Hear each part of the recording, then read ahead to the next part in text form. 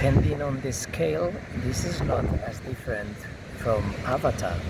Let's imagine that these halls are cabins where one person sleeps.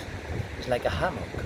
And when this person get out from these small balls here, and then they start running all over the town, that this amazing cosmic environment is creating.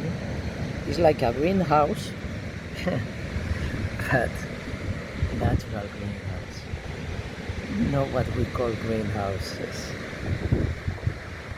And it's providing you the energy that you need, connecting with your hair to the wisdom and to the energy, and that's the only way of being in balance with the nature.